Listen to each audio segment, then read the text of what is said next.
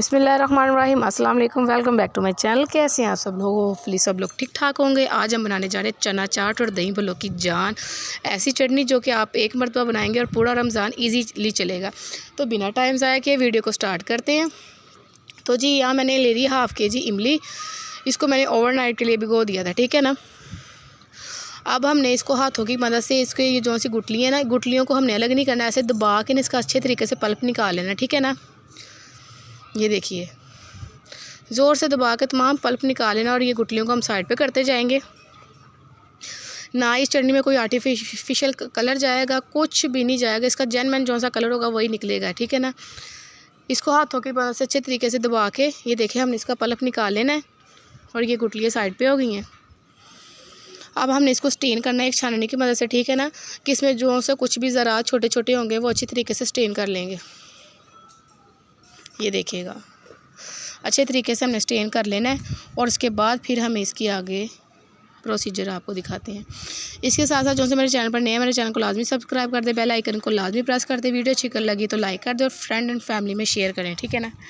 और ये देखें, ये तमाम अच्छे तरीके से पल्प को हमने निकाल लिया और ये देखें इसकी कुछ ये सिचुएशन हो जाएगी। ये देखिए, इसमें कोई ज़रात कुछ नहीं आ रहा, ठीक है। स्टेन करने से ये होगा कि इसमें कोई ज़रात वगैरह हमें नज़र भी नहीं आएगा, ठीक है। अब हमने इसको एक कढ़ाई के अंदर ऐड कर देना है, ठीक है।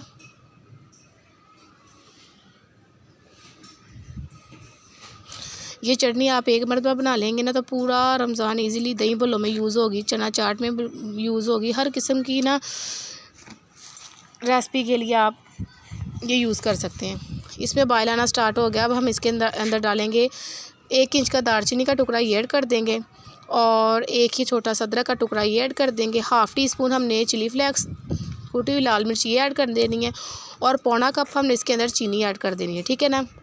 और हाफ़ टी स्पून हमने नमक ऐड कर देना बस। इस रेसिपी में हमने ब्लैक नमक यूज़ नहीं करना क्योंकि वो ज़रा इसके टेस्ट को डिस्टर्ब कर देता है, इस वजह से ना हमने सिर्फ इसमें वाइट नमक ही यूज़ करना है। अब इन तमाम चीज़ों को अच्छे तरीके से डाल के हमने इसकी पकाई हमने अच्छी खासी करनी, तकरीबन 15 से 20 मिनट तक हमने इसे पकाना है, ठीक है। ये देखें, इसमें उबाल आना स्टार्ट हो गया और ये देखिए ये इस कंडीशन में आ गई। ये देखिए ये गाढ़ी होना स्टार्ट हो गई चुकी है। इस स्टेज में हमने मुसलसल चम्मच को हिलाते जाना है, ठीक है। हाथ को रोकना नहीं, अदरवाइज़ ये नीचे लग सकती है। चले जी, ये देखें इसकी ये देखिए इस हालत में हो गई है। चले जी, अब इसे आपको डिश आउट करते रहो, आपको दिखाते हैं इसकी फ़ाइनल लुक। ये देखें हमारी इमली की चटनी रेडी हो चुकी है। वीडियो को ज़्यादा से ज़्यादा लाइक करें और ज़्यादा से ज़्यादा शेयर करें। मिलते हैं अगली वीडियो में। फ़ायदा को दीजिएगा इजाज़त। ओके, अल्लाह हाफ़िज़, टेक केयर, गुड बाय।